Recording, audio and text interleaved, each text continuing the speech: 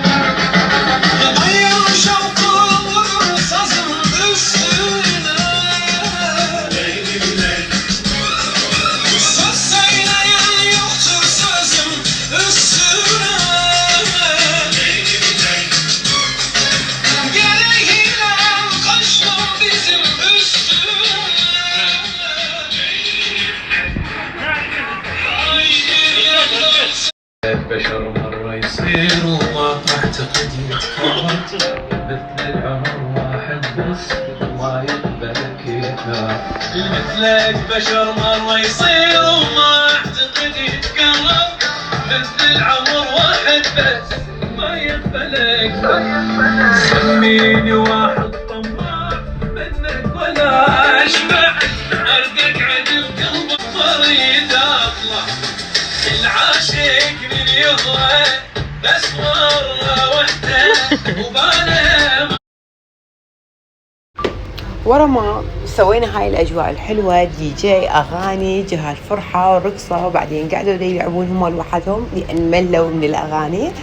المهم أنا راح أروح الدولمة، صارت راح أروح أصب دولمة وأصور لكم الدولمة الطيبة اللي سويتها. بس إحنا الدولمة نحبها تكون بيها مي، يعني ما تكون يابسة، تمام؟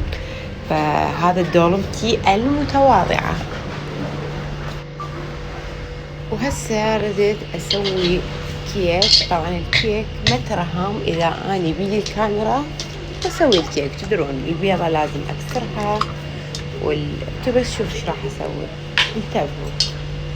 هاي هنا البنية عاجزة تجيب ستاند وتحط الكاميرا وتصور، قاعد أرسل الموبايل وأصور. شوفوا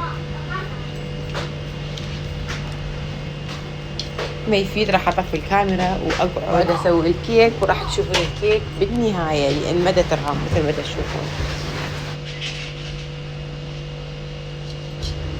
بس مثل ما تشوفون أنا بعدني مصرة لازم الكاميرا، ودا أحاول أسوي الكيك حتى تشوفوها، بس بالتالي ما راح ترهام، وراح أطفي الكاميرا والكيك راح تشوفوها بالتقديم أو من طلع من الفرن. خليكم وياي.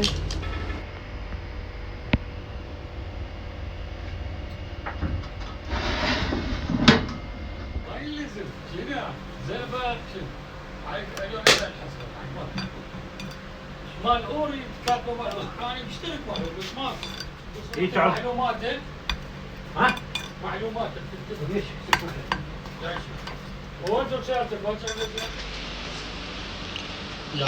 أول خطار يجينا وجايب شربت مال جو الاي كان مشمور هناك. لا مو هذا، ذاك الثاني، ذاك حار هذا بارد. شلون تخجلني حتى مو الواحد يصورك. يلا صورتك والله.